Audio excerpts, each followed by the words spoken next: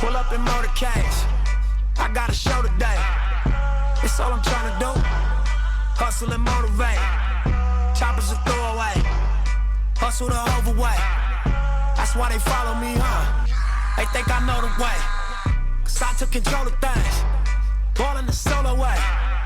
And if you pattern my trend, I make you my... Welcome to the Monica Podcast, where we interview the top 1%. This show is dedicated to the 99% of those who are looking to go grind. This show is dedicated to the underdogs. Today, we have a special guest for all the viewers. Extremely blessed to have this person come on my show to give you guys an insight of who we have. These are some accomplishments that he is most proud of. I want to go through it. Number one, God first in everything that he does. Was married as a virgin at 24 years old at the altar. Met the love of his life and is now married for 40 years and still counting. Is the owner of Oasis Freight Transport, which is currently doing $50 million in revenue yearly. And one of the things that he's most proud of is he has 4 girls, a son, and a loving family. Welcome to the show, Polo Garza. How's it going? You betcha, man. We're glad to be here. It's an awesome opportunity, and I think we met randomly on a flight. Oh, yeah. Between Tri-Cities and Phoenix, Arizona, and that was the beginning of the friendship right there. And I'm really glad that we've hooked up 3 or 4 times, and it's been really awesome. And I think we clicked right away. You got to give him the story, Polo. When we first met, I mean, Yeah. I'm sitting across the aisle, and this guy's loud, right? And he's talking to his whole crew, and they're gonna go to Phoenix to do something over there, some conference or something, and he's just like, hey, you need to do this, and oh, let me do that, and look here, let me see it. And they're working on like iPads and laptops or whatever you guys were doing. And you seem to be, you caught my attention, and I'm like, man, this is this tall guy, and I don't know if he's Hispanic or Samoan or what's going on here. And all of a sudden, we turned around, and next thing you know, we're talking across the aisle, and then I think bam. Phoenix, from Pasco to Phoenix is like a 2-hour and 15 flight. Yeah. We talked the whole flight, and it was just good to hear your story, and I was really inspired of I felt like we knew each other for years. At that time, you weren't doing podcasts yet. No. That's where I learned it. I was talking to this guy in Allegiant. Shout out to Allegiant. Come sponsor us, by the way. But, after that, I remember getting a text message from you, and, typically you talk to people on the airlines and on the flight. Yeah. You high and by, you don't see them, but you shot me a text, Polo, and come check out the helicopter. You think you guys did some driving on ATVs, and you just sent me all these videos, and I'm like, this guy has a helicopter. This guy has a jet. And so I've been extremely blessed to meet you, Polo. We've was able to come check out your property here in Richland. Yes. That I thought was extremely. I was impressed knowing that it's paid for itself twice. Yes. which is absolutely phenomenal. Crazy, yeah. But I want our listeners to get an idea of who Polo Garza is. Talk to me about Polo as a kid. Where did you grow up? Where did the beginning start? I'm going to try to be really quick, right? And I'm laughing because, when we did a podcast with my son and my nephew, which you guys will get to, we'll share the link, in combination of this. This is all cool stuff, right? 100%. And they're laughing because we sat down, and by the time we knew it, we were 2 hours into the podcast. It's going. And there's just so much to talk about, and it's all very exciting and crazy. But as a kid, I'm the first grandkid, first male grandkid in the Cantu side, which is my mom's side. Okay. So then, because of that, I got treated differently. Like wow, Polito, right? Polito means little Polo. Polito is born, and we get to see him grow up. The first grandkid. So all my uncles and aunts are going crazy, and they're treating me like I'm some kind of a special something.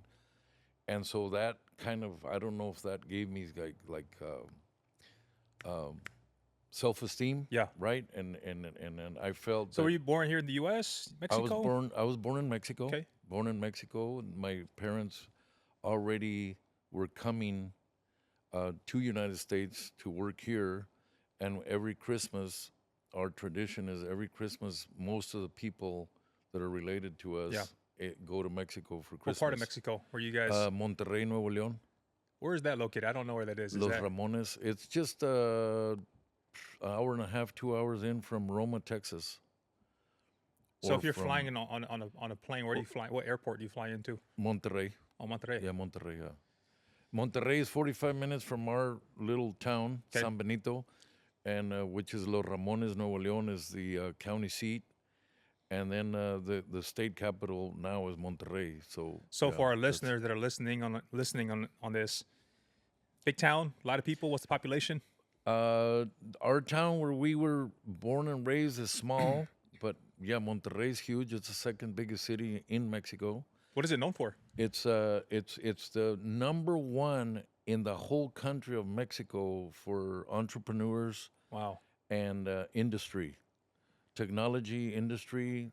It's the richest city in all of Mexico, I had no idea. Monterrey, and it's full of people from Spain and that came. So is it over. like the Silicon Valley of Yes. Mexico? Oh yeah, Man, It that's is awesome. Crazy. They got every brand and dealership that you can think of in Monterrey, Mexico, like John Deere, Peterbilt, Kenworth, you name it. Can-Am, Honda, everything, Kawasaki, everything gets made in Monterrey, Mexico. So you guys come from Monterrey, Mexico. What brought you guys to the Northwest? So, just like every other person that has dreams of becoming something and being financially successful, people started, crossing the river. Okay. My grandparents on both sides, and my mom being young and my dad being young, had not met yet, and they followed their parents Yeah. in their little trucks and toured several states of the United States doing migrant work, the Yeah. fields and cotton picking and oranges, whatever, strawberries, grapes, and then somebody told them that there was going to be sugar beets in Washington in the late 50s. And here they come to like Hera, Yakima, Kittitas, Moses Lake, Warden, and then Othello, somewhere along those lines, They also lived in like Independence, Oregon, by Dallas, Oregon, Salem over there a little bit, and they did strawberries and did, a lot of everything was field work. Yeah. Then when I was born in 1961, and when I opened my eyes, I was in Othello. So what year did you come from Mexico to Othello? My grandparents, probably in the 50s, yes. So like what age were you? 50s. How old were you at the time? Oh no! I was born in Mexico, and immediately they brought me over. Oh, because my parents were already married in 1959, and I was born 2 years later. Got it. So they were already coming, so when I was born, bam! The next season it's time to go back to work. So they drove up here to Washington, and by the time I opened my eyes, I was at the labor camp, Tigueras Labor Camp in Othello, Washington. That's one of our first apartments or labor camp apartments where we lived, which is the lowest, some of the lowest income people in the whole town lived there. Yeah. It was like a migrant camp. Talk to me, Polo. So, your upbringing's coming in and being, you said Tigueras. Yeah, Tigueras. Tigueras. Yeah. What was the living situation? How did you guys grow up? Were you guys in a home? Like, talk to me about. We were at the labor camp, and we were happy because we hung out with all our cousins every day. We went to school together, church together, played outside together. We had the bikes and the weird little go-karts that we made out of something, and we had all this going on, football, baseball, whatever. And so it was a very, very awesome childhood for me.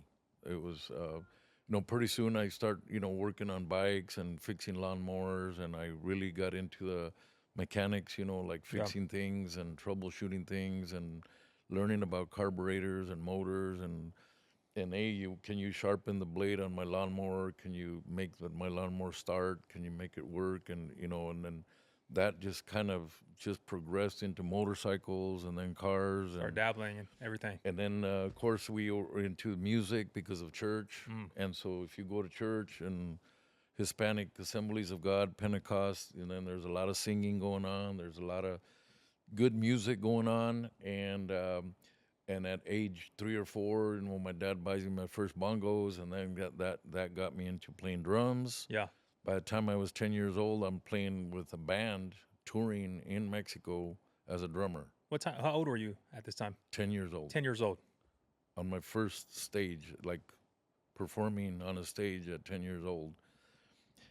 And so then after that, I learned guitar at 14, and then I start writing my own songs and my own music, and then that progressed into, So I want to talk a little bit about, at 10 years old, because I mean, most 10-year-olds now are not doing that, obviously. What age did you feel like I got to start growing up?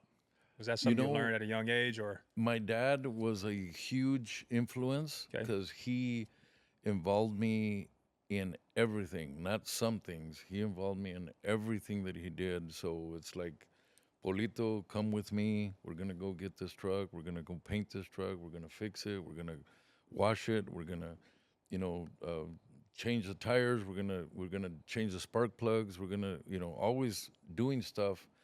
And I was his right-hand man, so I felt super important. Like he needs me. Yeah. And I'm learning everything. And then pretty soon, now he's telling me, mentoring you. You do that and I'm going to do this. And so now we're splitting up and we're diversifying and doing a lot of multiple stuff. And it's just crazy, landscaping, dig a hole right here, put it in the wheelbarrow, go pile the dirt over there. And then this is why we're doing it. And he would explain stuff.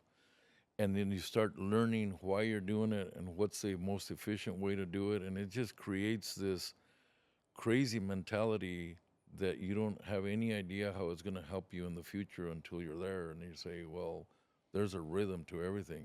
So it seemed as if your dad was your role model. Oh, absolutely, yeah. What is one thing that you look back at your childhood and you look at Dad? What did he teach you? What is one valuable lesson that he taught you growing up? He taught me how to be very independent, very, very independent. Don't depend on other people to tell you what to do. Be self-motivated. Don't wait for an instruction manual to figure things out. Just use your head, use your brain. Start from A through B, C, and all the way to Z, and try to figure out why this microphone doesn't work. And it's just systematic. Systematic, man, big time, man. Is there a story that you look back and you think about your childhood that your dad taught you a learning moment? Oh, absolutely. There was a time where we were working on a V8 427 engine, and he basically told me, I need you to change all the spark plugs and all the wires and the distributor and the points and everything to do with the ignition system. And, I felt like I had a lot of common sense, so the first thing I do is he hands me all these brand new parts in a package, and I start opening the package, and I take the first wire off and put that one on. That way I don't lose my rhythm and my system, how they went, because, there's a timing for the wires. You just can't put any wire anywhere. It has to be the right timing and the right process and everything. And then I put the points on, the distributor, everything's ready, and he fires up the truck and it runs perfect. And he just, he was like, completely in awe and like, I can't believe that, a 10-year-old kid just did basically a tune-up on a truck, and that caliber. That big of an engine or whatever. And I wasn't afraid to dig into any projects. Everything was like, I want to do it. I want to learn. There's got to be a way that I can do this by myself. And so that just sparked a huge thing in my life as far as being a leader and building things and fixing things. And then at age 14, my dad dies in an accident, a car accident, and so at that point I felt like, oh, this is why he taught me the process, because maybe God knew or somebody knew that he was going to be missing, and that at this point I'm the oldest of 7 You siblings, left it. and then now I kind of took over my dad's role. Even at age 14, I already felt like I was responsible Wow. and mature enough to help my mom and my siblings to continue So you had to grow up living. pretty fast Yeah, at a yeah, really young age. yeah. It Did was you ever think to yourself at 14 that you would be a successful entrepreneur with being a multi-millionaire and being able to grow? That is a really crazy question, because We I'm got to not dig deep in sure. this, Polo, because I'm not sure if I can explain this, man. But ever since I learned how to walk, I felt like I could do something. I could be somebody. It's a really weird feeling, you just knew. I just knew something crazy was gonna happen. Now, what am I trying to say? Am I trying to say that I'm some kind of a phenom? No, no, I'm not. I'm not like the richest guy in the county or in the Mm-hmm. city or nothing. I'm just saying that I felt like there was really nothing that could stop me. I was unstoppable, or there was nothing that I couldn't figure out. And I felt like if I was going to be a carpenter, Mm-hmm. I would be like a very successful carpenter. If I was going to be open a mechanic shop, I was going to be a very successful mechanic shop, because of how even if you don't have 2 pennies to rub together, Mm-hmm. but you walk tall, you know what I mean? That Yeah. feeling of you're in control, and you're gonna make it. There's gonna be better days coming, whatever. There's gonna be a really awesome future. That kind of feeling, So you just the knew the vibe. you the- stepped 2 feet on earth. You knew that Yeah. I'm gonna make it big. It's a really weird. I don't know how to explain that, but even though I didn't have a dad and I didn't have money and I felt really good inside. What did you develop your relationship with God? You know, God is first in everything Yeah. that you do. Was there a time in your life that you felt that you needed to lean on Him, and did you have like some revelation that Absolutely. We grew up in church, Okay. and so here's another kicker. So, um, I'm almost 65, and I've never tasted a beer. I've never really been to a dance.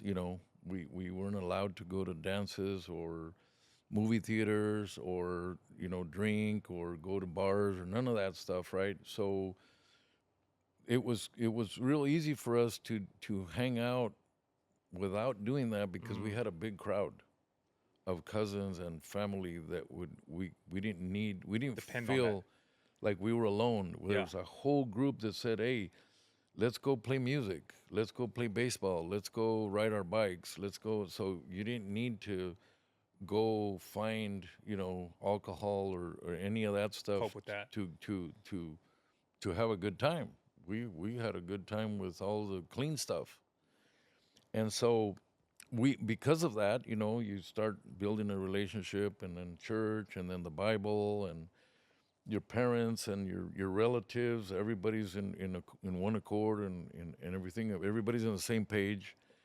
And so then you start learning about, tithing. When you're a little kid, your mom gives 10%. you somebody and give 10% back to the church, and put it in the offering plate.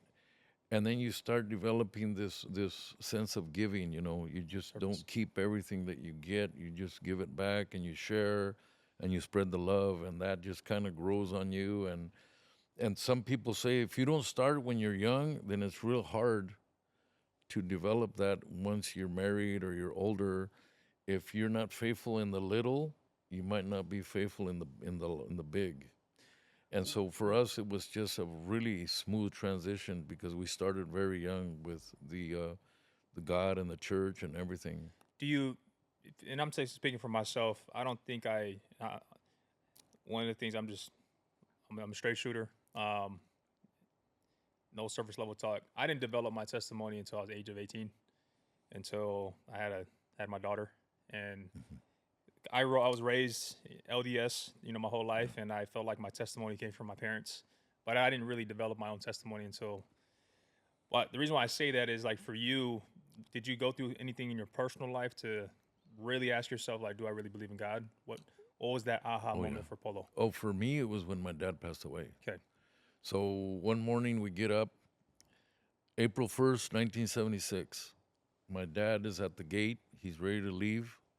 We own a bulldozer business in Mexico, in San Benito, Nuevo León. And this morning, me and my next brother, Ray, we come up to the gate, and he pulls out some coins. And I'm 14, and my brother's 10. And he gives me some coins, and my brother, and he goes like this, you guys be good, we'll see you later, be good. And that was the last time we seen him. Wow. And so when I find out that he's gone and that he didn't make it, not even to the hospital, he died at the scene, it was like a huge hit to the heart, right? Because we were best friends, we did everything together, everything. Team. And he was just like super, super happy father that I could play music and be in a band, and I'm learning, guitar and this and that. And so he was so proud. And so now my best friend is gone. And so I felt like at that moment when my uncle took me to the scene of the accident, Okay. and I saw my dad laying there, lifeless, I felt for the first time, well, this is why people end up in the crazy house. Like you want to go crazy. Yeah. It's a big hit. When people say, don't tell him that news of what happened because he's going to have a heart attack, that's exactly what they mean. Is it's a very hard Traumatic. situation to get that kind of news, or to realize what is ahead of you at that moment without your dad. And so that right there said, either I backslide and turn away from God and rebel, or if I ever needed God, I need him more now than I ever did, because I got my mom and my other 6 siblings that need somebody to help them out with, growing up with their life and everything. And so all the way from the small stuff to the big stuff, driving and bringing this, and hey, we're out of propane, the stove doesn't turn on, I gotta go get it. Hey, the something's broke down, Polo's got to fix it, and take us over here, take us over there. We got to go shopping for groceries, everything. I became a dad overnight. And so at that point, I needed God's help, and I really, at age 10, though, we did go to a Royal Ranger camp, Yeah. like a Boy Scouts type deal.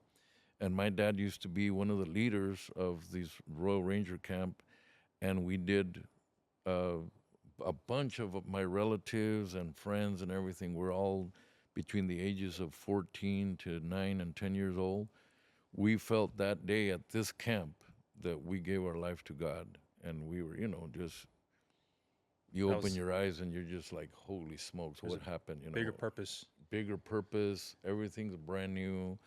Everything's awesome. You look at the sun different. You look at the hills and the mountains different. You look at Perspective changes. everything's brand new. You just feel this big old joy.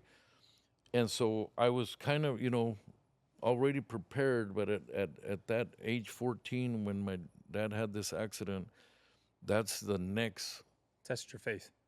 test, huge, that came and said, who am I and what am I going to do about this situation? Do I grab a hold of God's hand like 100%, or what's going to happen here? You know? So age of 14, you're the man of the house now. And if anyone needs anything, call Polo. Yeah.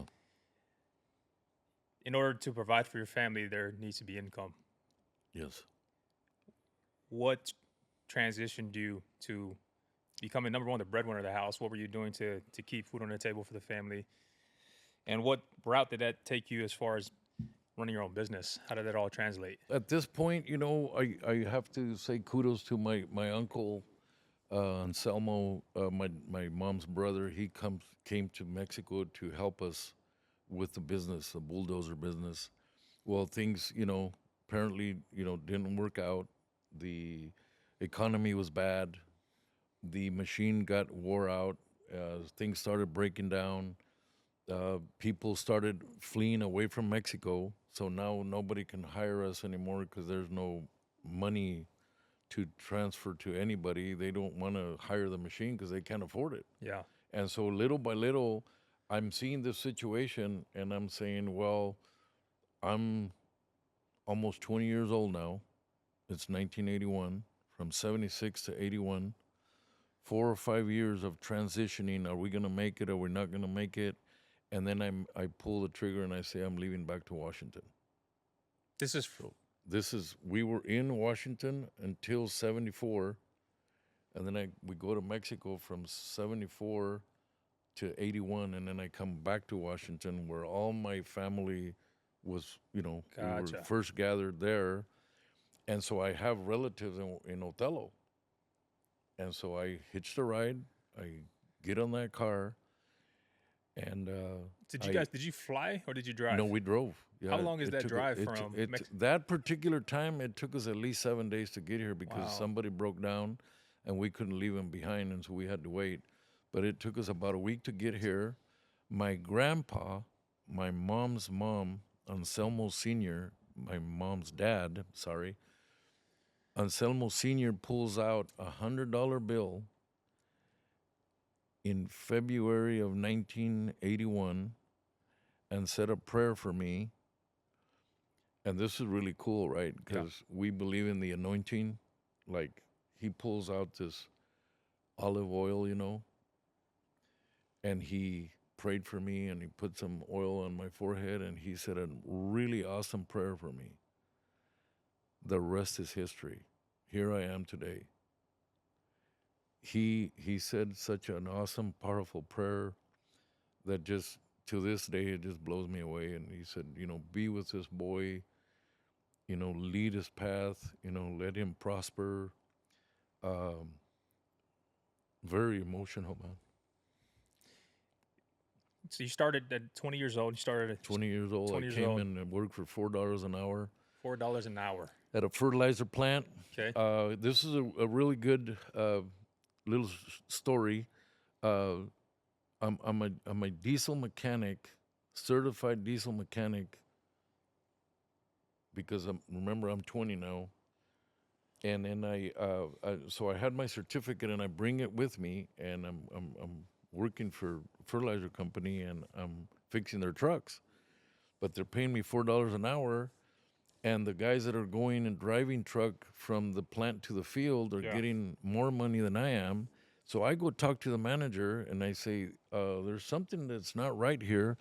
How can a diesel mechanic certified be making less money than a truck driver? I said, this isn't right. And he goes, look, Polo, you're forgetting something. Goes, I'm an employee just like you in this company. I cannot pay you or reward you for who you are or what you know, because my job is to keep the cost down of this company. So if you want to ever be somebody and prosper and have financial success, you either have to be your own boss or work for the boss hand in hand. I'm not the boss. He said, I'm just a manager for this company. Man, when he told me that, dude, my eyeballs just popped open. 3 months into this job, I quit. I gave him a 2-week notice. I only worked there two and a half, 3 months. Yeah. I gave him a 2-week notice. I hopped on a truck for my cousin Rodney De Leon at 25%. What does that do? Well, the more loads you make, the more money you make. And so if the faster you go and the smarter you are, the more load you're going to do and the more money in your pocket, right? Because now you're getting a percentage. In other places, you work by the hour. No matter how much you do, you're capped off. You're just 40 hours a week. and that's it. You're just at this point in your career, you're just trying to just And figure it I'm out. just trying to figure it out, and I'm just trying to say, where is my time the most valuable, Mm-hmm. and where can I get the best bang for my buck here, for my minutes, my hours, my time. And I'm trying to make money to, send it to my mom and my brothers, and to they could come over. Or then I'm trying to, put this band together, because it was a big dream that we could have our own band. And now I'm finally making a few bucks that I can buy a guitar Reinvest in and an that. amp, and we can maybe start building our band. And so I'm having all these things in my mind, in my life, but also that's a huge adrenaline, like a huge push, right? That pushes you. 'Cause when you have a goal, you need goals. You need Now, to 1,000%. set. You need Yeah, to know where you're going. yeah. You need to know where you're going. Yeah. What are you doing? Why do you get up in the morning? Why are you working? What are you trying to do here? And so those were some huge goals that I had, and then one thing led to another, man. And next thing you know, I went from $30 a day working for this fertilizer plant. I was making now 100, 3 times the money, $150 a day, and it just took off. And then I'm starting to learn. I'm starting to fix my own truck, because I didn't want the owner of the truck to fix it, even though it's not my truck. I'm just a driver. Mm-hmm. But I said, this is my college. This is my school. Education. Education. What am I going to do? There was no cell phones. I can't call the owner of the truck. I'm broke down right now. I got to fix it. And so you start improvising and troubleshooting things, and just learning a lot of stuff, and kicking in with a lot of common sense, and coming up with ideas. And I would see that my ideas were working and working. Next thing you know, now I'm working for a farmer, Tom Sobrak, and he was like, "Wow, this is working out great." I've never had a guy like you work for me in this farm, and I want you to be partners with me. And why don't you start farming with me? And we went out and got some money, and went to the bank, got a loan, and start farming with Tom. Next thing you know, I went from, $13,000 a year of salary. That's what I made the first year, 13,000. 10 years later, I was hitting $1 million. So we're gonna talk about this before we talk about the upside, because I think a big misconception that most entrepreneurs nowadays think is, let me just go start a business, Polo. I'm gonna make $1 million, and we both know. I think we all agree that it doesn't work No. that way. No. It's you have to first be an entrepreneur to become an entrepreneur. Which Yes. number one is understanding the business.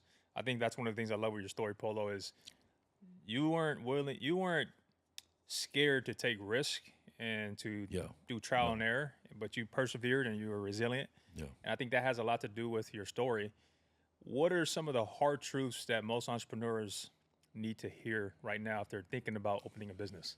Everybody likes the end result. Everybody wants to hear, "Oh my gosh, I made $1 million, and now I have a beautiful boat, and I have a beautiful Corvette, Yeah. or I get a 2-story house. I got all this stuff." But they like that part.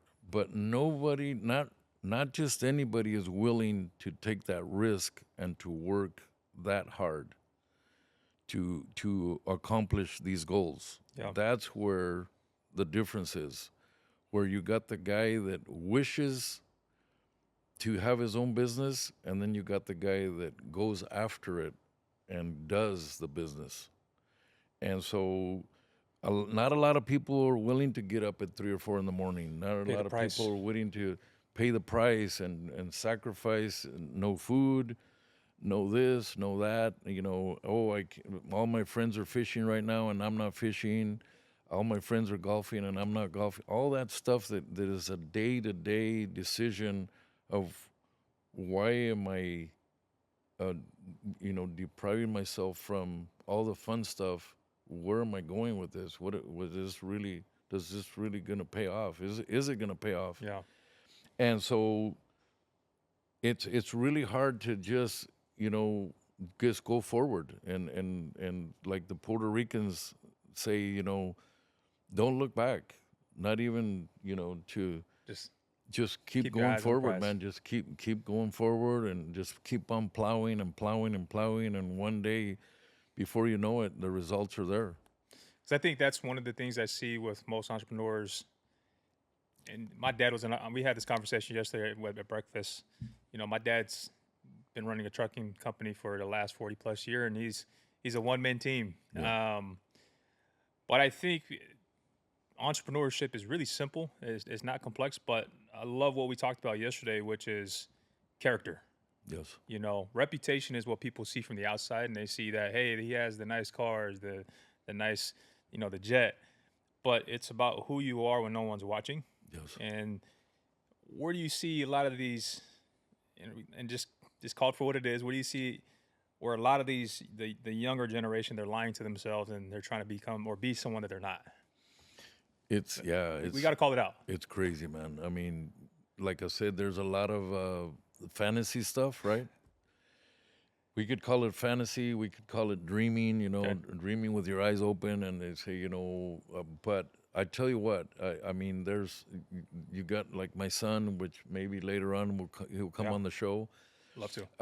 where he's, you know, 10, 12, and he's fixing lawnmowers and he's jailbreaking phones and he's selling guitars on the side on eBay. By the time he's, you know, 13, 14 years old, he's got $20,000, $30,000 in the bank. At age 16 or something, he buys his first semi, and now he's making, you know, $200,000 a year at age 16, and Wow. he pays his own college, and then he buys his Camaro Super Sport, nice to, you know, to go to high school with, and everybody's like, what the world? What are Who you is doing? this kid, you know?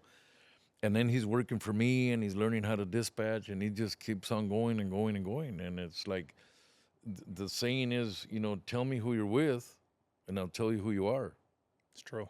And if you fly with the Eagles, you're gonna be up there, man. And if you're hanging out with people that are just wasting time and doing small talk, and I said, well, I wish we could do this, and I wish we could do that, and then pretty soon you're 40, 50 years old, and you're still saying, I wish we could do this, I wish we could do that, and you never did anything.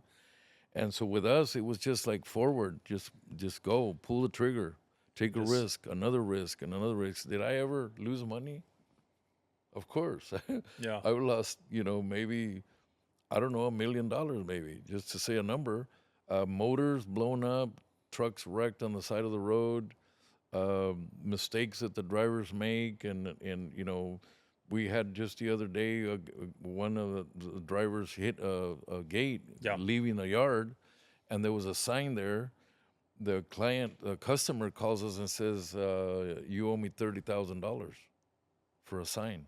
It was a wooden sign, and you know, you think, how does that sign worth $30,000? I mean, we can go build you one for 5,000. And he goes, no, you need to pay it, or else, you know, and that, you know, so you Still in with those lose problems. money, a lot of problems. It's not easy. Just because you think, well, it's going to be so awesome to be my own business, my own boss, I think it's cool. because I can do whatever I want. It's- Dude, what are you talking about? You have to deal with your client, with your customer, with your driver. Now, instead of having one boss, you have 10 or 20 that are Yeah. telling you, hey, I needed you here at 7 in the morning or at 5 in the morning, and you're not here. Enough fires. You got people, you know, the DOT's after you, the state patrol's after you, the IRS is after you. Everybody, you know, what do you mean you don't have nobody to answer to? Yeah. You just multiplied your bosses by, and so there's a lot of misconception, and 1,000%. that people think, oh yeah, you know, I'm just going to be super rich, and it's going to be awesome, an awesome life to have my own business. Because that brings up a point. Because most people who are thinking about, you know, should I make the jump? They typically work a 9 to 5. But we both know when you're running a business, it's not 9 to 5. It's No. 9 to 9. Oh, no. It's 9 to 2 in the morning. It's Oh, no yeah. sleep. It's like no sleep. And not a man. lot of people are willing to pay the price. The question I want to ask you, Polo, do you think as a successful entrepreneur, is there a work-life balance, or is that a myth? There is. For me, it was crazy because you know, in the back of my mind, I knew that if I ever became my own boss, or you know, had a trucking company, that once you're on the saddle, Okay. you don't want to get off the saddle, man. I mean, there was days that I promise you, it was 10 o'clock at night, and I just got empty, and I was calling like let's just say a name Simplot or Lamb Weston, do you guys have a load at 11 o'clock at night so I could get another load in? Why? I'm tired. Well, no, I wasn't tired because I just dumped the load and I made $2,000 or $3,000 that day with one truck. Yeah. I'm pumped up. You're ready to go. And I'm thinking, what if I just get a backload from Pasco to Othello on my way home and I don't have to deadhead 50 miles for nothing? And sure enough, there's a guy who says, hey, we got a load of wheat right now. The combine's still going. Pick it up right now and take it that way and take it this way. And so as far as Sundays, we would get together, wake up in the morning, go to church together every Sunday morning, my whole family, my wife, my kids, go to Sunday school in Othello for, 40 years, and then we would go have lunch together at any restaurant. And I'm going to say one of the restaurants that we used to go because it was quiet and we could communicate with each other was El Caporal, right there by Casa Mex, Where's this? Othello? In Othello, yeah, El Caporal. And we used to spend anywhere from 2 to 3 hours just talking to each other. My wife and my 5 kids. No phones. No phones. They didn't really exist at that time. My kids were young. And we started creating this relationship where we can communicate. Love that. And just any question that comes up to the table, mom and dad are right there. We're answering the questions. We're guiding our kids and having these awesome conversations about the boyfriend, about the girlfriend, about church, about God, about money. What are we going to do? Who's going to go to the swim team this year? Who's not? Who's going to join volleyball? Are we going to do a city tournament or not? All the details. And we had a really cool, open communication. And some people, they drop the ball really bad, man, because there's no communication between the parents and the kids. So no wonder your kids went to the left and to the right and everywhere. No wonder they got their own apartment when they were 16 and they just took off. And there's no Thanksgiving dinner. There's no nothing because they got lost. Somewhere. That's why I relate to you, Polo, because my dad was he was gone. I mean, Monday to Sunday, I never saw my dad. The only time I saw my dad is when we needed to pay the rent for our house, and I'm guilty of it. And as entrepreneurs, we have so much obsessiveness and making sure we got to get the business, keep pushing. But I've learned it, and that's what I admire about you, Polo, and I love what you stand for, just because it's not about money, it's about family and faith. Yeah. Is what good does the money do if you don't have the people that you love around you? Zero. And I love the fact that Zero. all that stuff can be happening, but a priority in your life is making sure I got to spend time with the family. Because I'm the same way. Absolutely. If my daughter wants me to come to a cheer competition, or I'm there. Yeah. So, I want to shift a little bit. We talked about the growth of the business. Yeah. This is something that I think most people think about, and I'm gonna ask you straight up: has there ever been a time where you got screwed over in business? And oh yeah. And what did you do to? How do you handle? Because that's one of the biggest things that most business owners go through, right? Is like, yeah, I thought this guy was good, and then didn't end up. How were you able to just maneuver through it? And what advice would you give to someone going through this right now? So, what happened in my case a lot was I was way too busy. I was wearing way too many hats, and I get a phone call from this individual from Oregon, and he says, I need your trucks. And I'm saying, well, they're 10-wheelers, which, a lot of people know what 10-wheelers are, just potato trucks and haul potatoes for the harvest season. And I was told this guy, I says, my trucks are not going to Oregon this year because I'm focused on the semis and we're doing a lot of flatbedding and I'm done with the 10-wheelers. He says, well, that's not a problem. I'm going to rent those from you and I'm going to pay you good. So we signed this contract, man to man. And this guy's been running this farm for years and years, and everybody knows him. And I'm thinking that his word is good as gold. It turns out he uses our trucks and never paid me a penny. And he didn't even bring the trucks back. Did you confront him? He left. Oh, He fled to Mexico and never came back, and left his wife and his kids and everything. And because he had done this to several people, so now he's thinking, take the money and run type deal. And he took off, and I probably lost, $60,000, and that was a lot for me at that time. You're talking about 1995, 96. That's a lot of cash. And so, what am I gonna do? I said, I'm too busy. If I stop to pursue this money, I'm going to lose money because I got to take care of my dispatching, and I'm driving another semi, and I'm making, $10,000-$20,000 myself just driving. And so anyway, you just can't, how do you say it? Rob Peter to pay Paul. That's it. And, to stop doing this, to go do something else. No, I focused on this, and I just ground and ground and ground.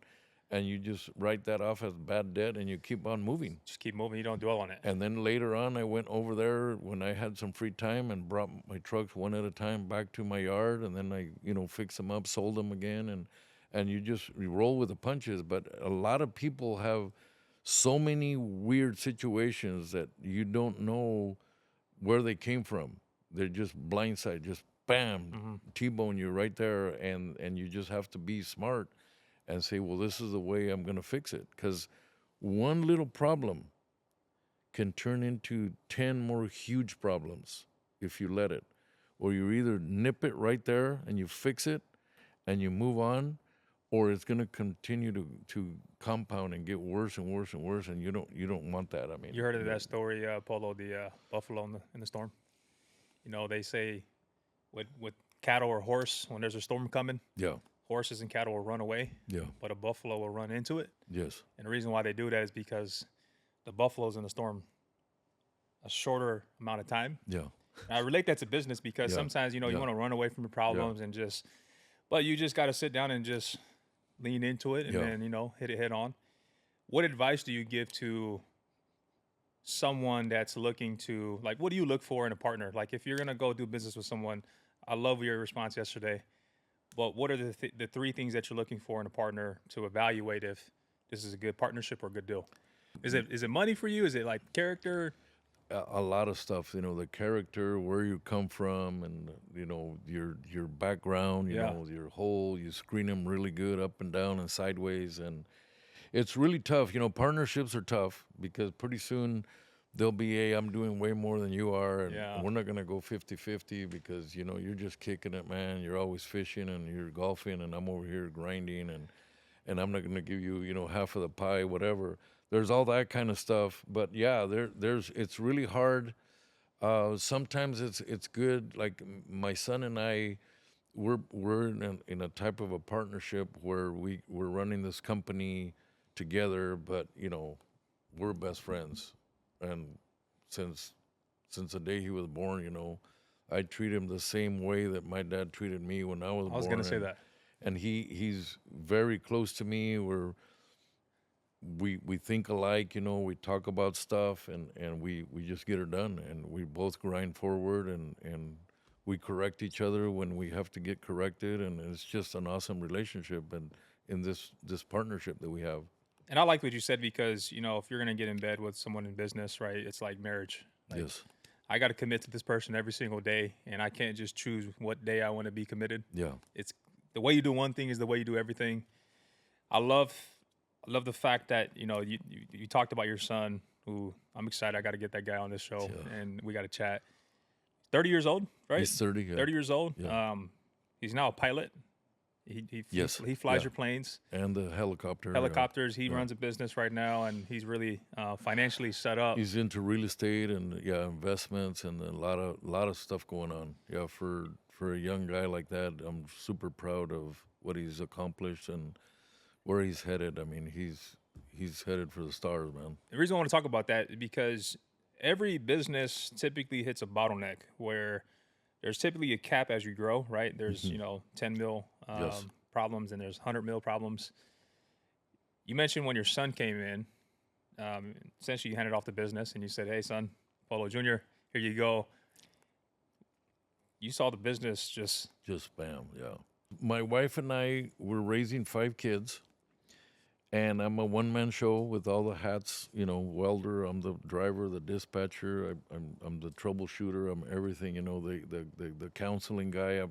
I feel like I have an Oasis rehab center because all the drivers have all these issues and problems. You got ex-convicts and a lot of problems in the past, and then you hire them because they need the job, and you need a driver, so you don't really care to screen them too much because you just need this truck to move. You need to move because you got this asset just sitting there, and so then we topped off at $3 million a year in sales. How long? How many years? Probably 3, 4, 5 years. 3 million. That was it. One human being can only do so much. And one McDonald's is only going to sell so many hamburgers. So then all of a sudden you got a billion served, it says on the sign. And even if you make 50 cents profit per Happy Meal, times that by a billion restaurants, that's a lot of cash. So I'm just stuck. And then I told my son, I said, look, we've done well. We have properties. At this point, we had 5 houses in Othello. We have the shop. We got all these, 50 trailers. We got trucks, Peterbilts, and we got forklifts, and we got all this stuff. So I'm figuring that my net worth is somewhere around, 3 or 4 million or whatever, and I'm done. I don't want to, deal with the drivers anymore or the problems, and I reached my peak. And he says, well, no, Dad. He goes, what about all your awesome customers that you have? Big names, and we're doing 3 million a year, and so one particular customer is like $500,000 and this, and he's like, we're not going to let him go. And he says, well, what if we use broker trucks, and we get our broker license? Well, long story short, when he took over, 9 months later, after he got the keys, and I backed off, and I said, well, let me watch him from a little short distance here, and let me see how he does. In 9 months, he got us to $9 million in sales. So if you do a 3 million to 9 million, that's somewhere around, let's say 300 or 400% increase. And he's only 21 years old. 21 years old. Took a business from 3 million to 9 million. To 9 million in 9 months. What was the number one thing that he did to just say, hey, Dad? He started hiring people. He started hiring more dispatchers. And we started, doing cold calls to this guy and that company and that guy. And then, because we had owner-operators now what does that mean? Now we don't just focus on the Northwest, which is Washington, Oregon, Idaho, like that, 4 states around here. Now all of a sudden, these guys are signing on with Oasis and saying, well, I live in Arizona. I live in Colorado. I live in California and in Nevada, Vegas, wherever. And so then we start calling our customers. I said, you wouldn't happen to have a factory in Vegas? He goes, of course I do. I got 15 factories in the United States. You guys are just doing the Seattle one right now. Which ones do you want to do? And it just took off. Wow. Now we went from 25, 30 loads a week to 100, then 150, then 200.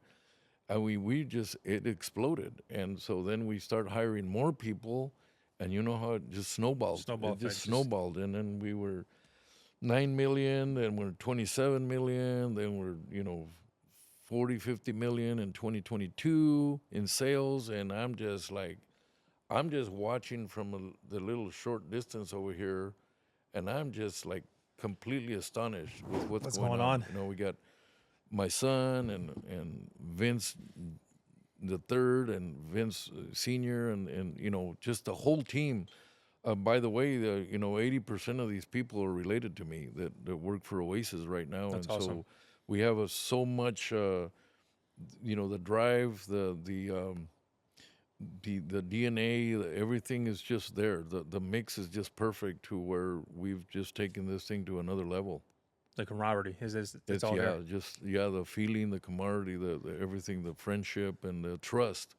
Because you hear about fraud everywhere, man. Oh yeah. I mean, there's people that just Fugazi. go out the back door with, $1 million or 2 million or 3 million here and there, and it's just a crazy deal that we don't have to worry about that. Yeah, and I think that's one of the things that people don't think about when they start a business is it's almost like you got a target on your back. Yes. And you know, Oh yeah. kid from Mexico coming to Othello, 7-day trip to get to Othello, having to man up at the age of 14. Now is running a business at 21, 20 years old. Now handing off the business, which is crazy, Polo, to think about. Yeah. Your son did this at 21. Isn't it crazy? Yeah. It just kind of looped around. Yeah. You look back at, like, do you sometimes look at your son and you see, man, I see a lot of similarities in myself. Oh yeah. Do you see that a lot with? Yeah, he plays guitar, and we both play guitar, and the drive that he has and everything, and the ambition. It's like, in 2018, right after he started being in charge of the brokerage, he's like, "Oh, by the way, Dad, me and you are gonna go learn how to fly airplanes." And I'm like, wait a minute, I got CDL, I know how to drive truck really good with my eyes closed, but I don't know about the airplanes. He goes, "Yeah, you're coming with me." And we both went to school, and of course, he's a pretty sharp kid, as we know. So we had 40 people in the class at Bergstrom Airport here, school in Pasco, and he was one of the 3 that passed the test, the pilot license test, on the first shot. And of course I flunked it because I didn't go to school or nothing, and But you have someone that passed it. and so now I'm I still keep going. I'm going, and then I went the second time to go pass the test, and I flunked it again. Then they shut down for COVID, and then I didn't go back, and then now we have our own airplane, so I don't really need to pursue the license because my son's flying and I'm right there co-pilot with him. So it's an awesome feeling to say, "Hey, let me take over," and I get to fly our King Air and other airplanes that we've had. We've had a total of 4 or 5 airplanes by this time. And so it was just a really crazy thing. I see myself all over again, and now we're training Polo number 4, which is my son's son, that he can be like us, just kind of crazy, and just go out there and not be scared and just take it. I think a fun fact you told me yesterday that I was like, wow, what's the lineage of the Garza family? There's over.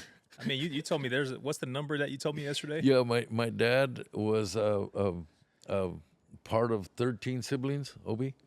13 siblings in my dad's side of the family. And today there's only 2 alive. And today, if we add up every descendant of the 13 siblings, there's over 1,600 people just on my dad's side. So yeah, there's, when you got 10 or 12 or 8 kids, each unit just multiplies and multiplies. It's crazy.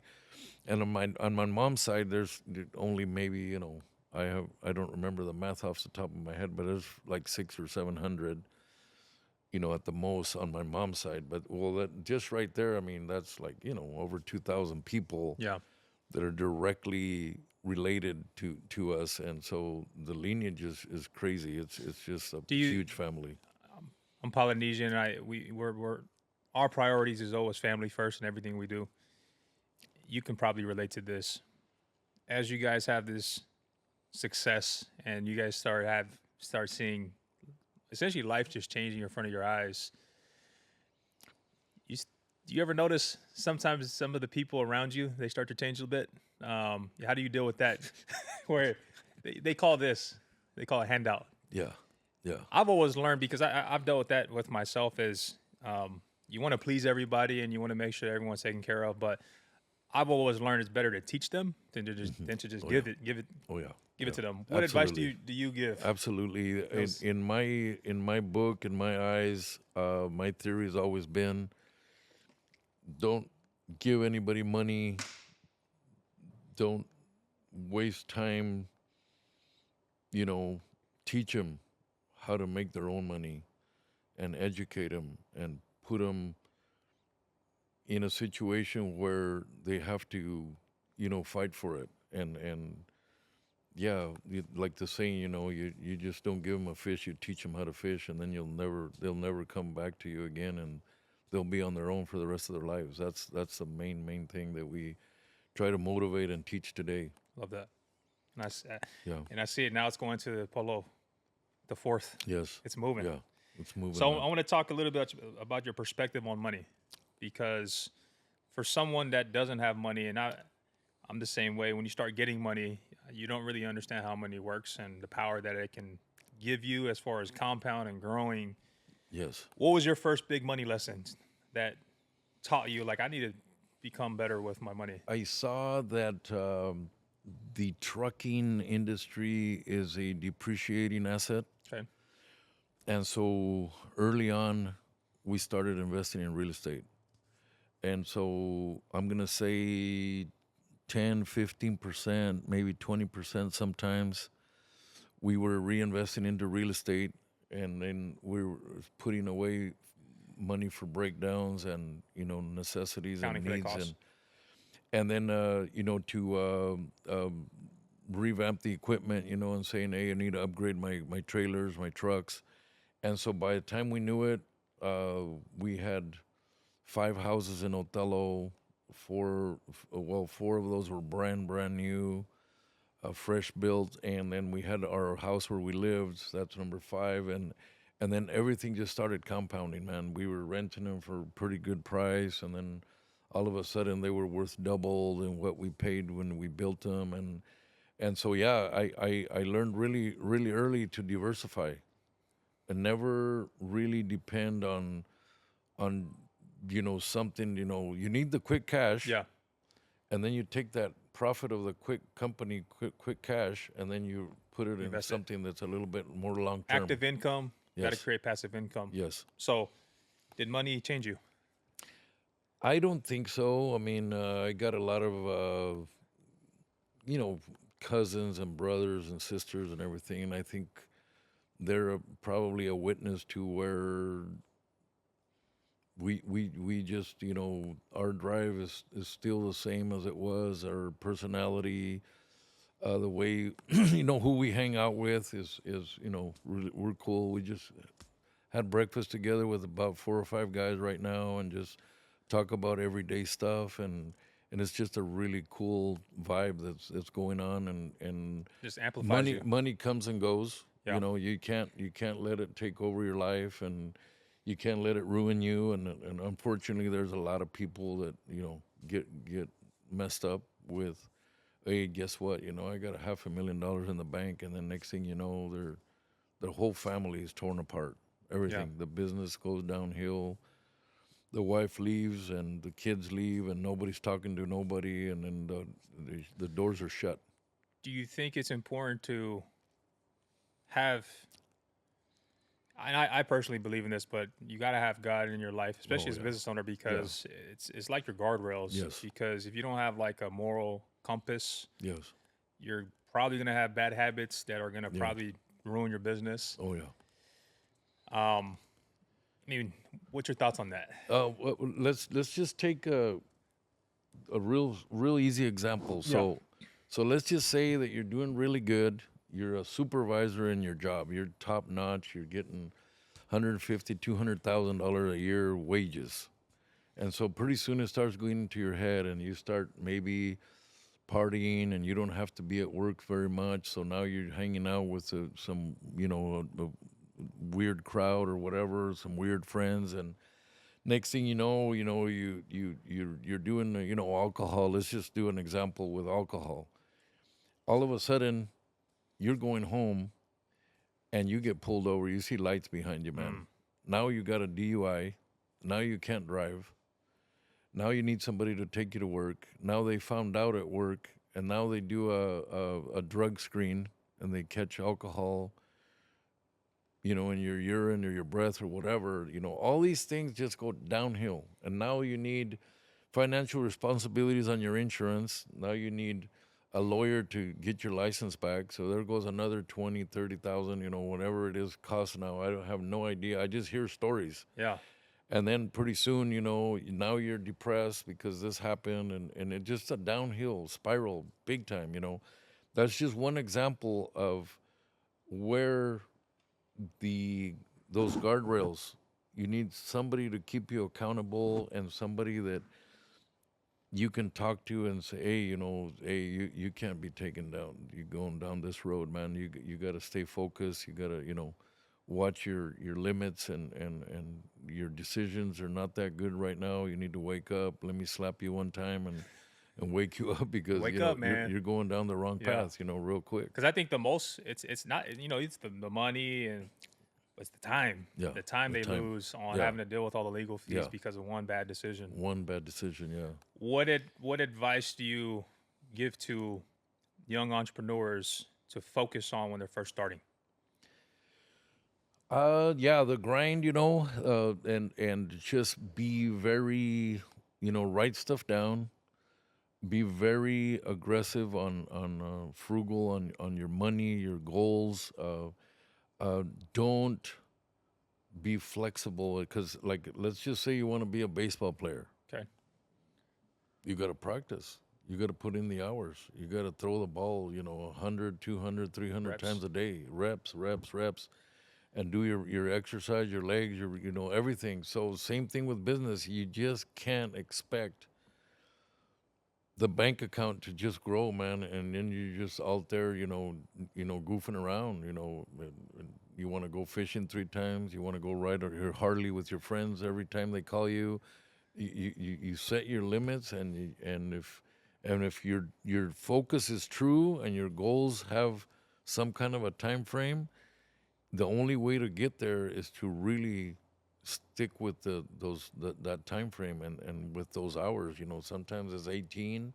I remember I used to come home at 10, 11 o'clock at night, if I came home that night, and I used to say, well, I'm gonna shower and go straight to bed. I'm bushed. I'm tired, but my office is right there, and I would sneak in the office.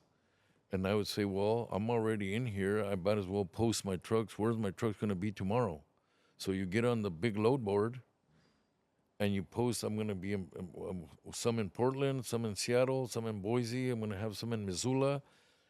At 11 o'clock, 11:30 at night, I get an email back. I need all your trucks that are in Portland tomorrow. So you never know. So it's like, okay, there's no limit. There's no limit to where you can say, I'm going to shut the switch off. And so you have to have a lot of self-discipline, right? Because what if I tell you that if I would have gone in there at 1 o'clock in the morning and I post my trucks and somebody's answering, because there's a hungry guy on the other end all the time. Just like the way you're hungry and you have a truck available, there's a guy that needs the truck that's really hungry and he can't sleep at night because he's saying, dude, I need this sheetrock in Missoula Monday morning at 7 o'clock. I got a 30-man crew waiting. So sometimes that connects and you can just make it happen. And So you got to be willing to outwork the competition. oh, yeah, And absolutely. if that requires you working overlonged hours, that's what it requires, but you got to pay the price. I feel that that's what got us to the scale that we're at is because we are way better than our competition. We're different than our competition. We are a mom and pop shop that expanded, and we have that same work ethic of one-on-one. You're dealing with me. You're not dealing with just anybody, fly-by-night company where, oh, I forgot you needed a truck at 7 in the morning on Monday. It's in your Oh, DNA. I'm so sorry, man. No, this is, we take stuff very personal, and we take our customers and our clients completely serious about what we're doing. This is not a little Cash grab. game. This is This long is term. not a little game, dude. This is not a carnival. This is not a little fantasy deal. It's like this is our reputation, and when we say we're gonna send you a truck at this time, it better be there. Unless Mother Nature just completely Man of your word. threw a pine tree in front of Yeah. your truck and you can't get across. But you know what I mean. That's what's got us the growth and the scaling, and it's just on and What on if, and on. if there was a snowstorm, King Air Yeah. come fly in and come meet you? He'll pick you up with a helicopter and Come take pick you you there. up. So, Polo, man, your story is just amazing. I mean, we could probably be here for hours, but just coming from Mexico to Othello, having your son take over the business from 3 million to 9 millions in 9 months. What's the next step in your journey? What's the legacy that Polo Garza is looking to accomplish? What's next for you?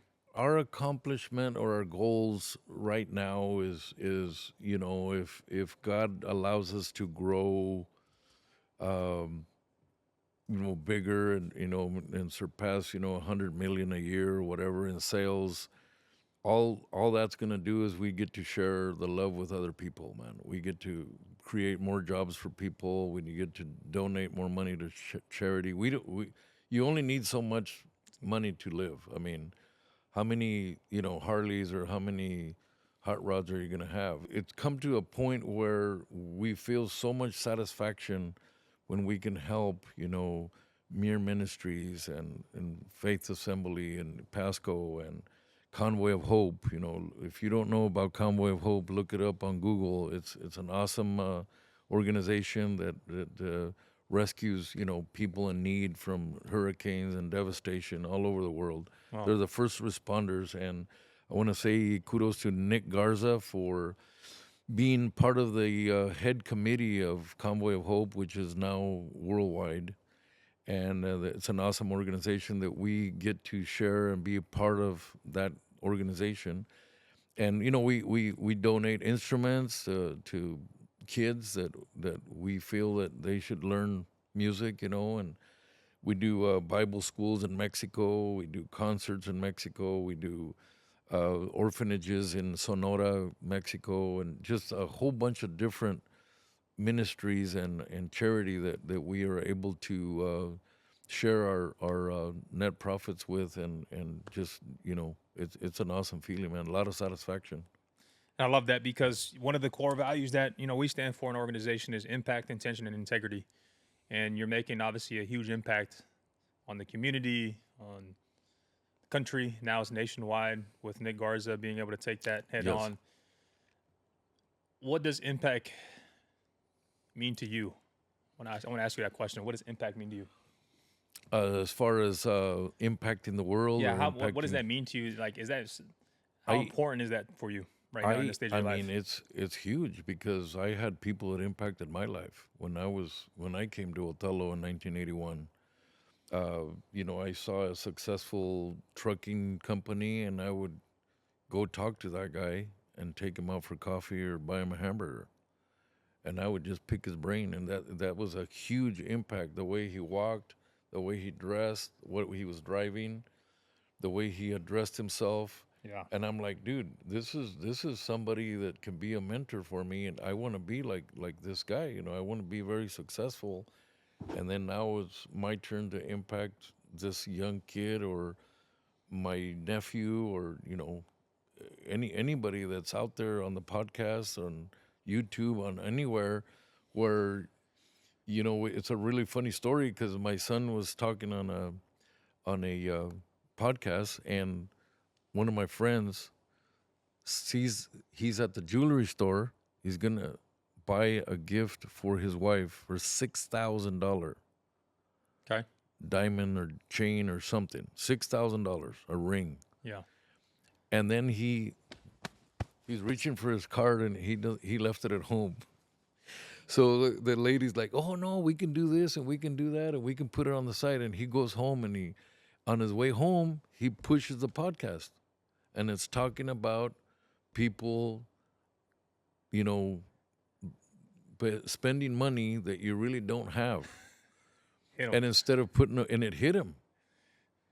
He never went back and picked up the ring. He goes, "Look, dude, I wanna grow. I want my family to be prosperous and have financial success. Well, my wife doesn't really need us. It's kind of a really awkward situation because now because Necessities. of the podcast, the wife didn't get a nice diamond ring or whatever it was, right? But it brings it makes an impact on people. The way you Yeah. conduct yourself and you walk into your office and you say, hey, wow, look at this. These guys are clean. They're successful. I can breathe success here. I can smell it. And so that's the kind of impact that we want to, The ripple effect. yeah, the ripple effect that we want to just push and empower other people and motivate them. So I want to bring this full circle, Polo, and I appreciate you taking time out of your day. You're a busy man. So I want to ask you a couple more questions for our listeners and our viewers that are going to be tuning in on this. And I want you to be intentional on this. I want you to take some time to answer this intentionally. What advice you wish someone challenged you with earlier? I probably wish that somebody would have pounded me a little earlier on real estate, like Okay. investing in the more in the passive. I think I waited 15 years Real in estate there. a lot earlier. Yeah, I wish I would have started right away a lot earlier. Yeah, I did own my first house. I bought it in Pasco, Washington. Not a house, trailer house, a mobile home for $5,000. I'll never forget. And it cost me $300 or $400 to move it to Othello, to park it at my mom's property. Yeah. And I did all the hookups myself, electrical, sewer, the whole deal. And then I'll never forget my first car at age 24 was a 1976 Honda Civic that I bought for $300. And so, when I start doing the business and the trucks and everything, I was really kind of scared, and I was always like, "Oh my gosh, I can't buy real estate. That's way too much money. I don't. I'd rather buy another truck, and I'd rather Change buy that. another heister and another trailer and Yeah. another truck, and then just keep on growing that part, and not. I wish somebody would have said, "Hey, take it easy. You need to put some over here for passive income." And then when I started doing it, bam, it's just overnight, just things start growing and Creating doubling. And assets. yeah, the assets are just, Leave the listeners and the viewers with something. What what would it be? What advice? oh, yeah, I mean, my advice to the listeners is just like, hey, always be on the lookout for opportunities. Sometimes the door opens once, maybe twice, you know, depending on who you are and like that, and how bad you want it. And then you don't walk through that door that opened for you, and then you're just kind of stuck, the rest of your life, 20, 30, 40 years in the same job, and you never scaled, and you never knew what it was like to have an extra 20, 30, 50, $100,000 in the bank, or to travel and just, invest and do real estate, And so my advice is, hey, go out there and be the best you can be, man, and always keep your eyes open to the left, to the right, forward, backward, and see who is your next guy that's going to help you get to that next level. It could be somebody that's sitting by you that's going to give you advice, is going to give you an opportunity, is going to say, you know what, let's go in business together, something. Always be very aware of your surroundings, and don't not be afraid to try. I like the way Steve um, Steve from the YouTube videos, he does a lot, and he says, when you're at the very edge, and my friend told me jump, and I didn't want to jump. Well, once you jump, you got to start flying, man, and you start, making it happen. Learn how to fly. But if you never jump, you just stay right there. And I says, what would have happened if I would have jumped into what? Into business, into risk, into, a different lifestyle that was right there for me, but I never jumped. I never pulled the trigger. And so, yeah, that's my advice. Just, learn everything you can learn. There's so much stuff out there. There's awesome podcasts about real estate investments. on how to, make money on the side, your second job, your third job, your this and your that. And so, yeah, it's an infinite, there's no limit, man, to what anybody can do if you just put your mind to it and you try and you just pray that God will guide your steps every day. And you heard it live from Polo Garza. Thanks for tuning in. This is going to be a good one. Polo, appreciate you jumping on our show today in our episode. I'm excited to get this out to the viewers and the listeners. And more importantly, I'm blessed to have you as a friend. So appreciate your time. You betcha, man. God bless. God bless.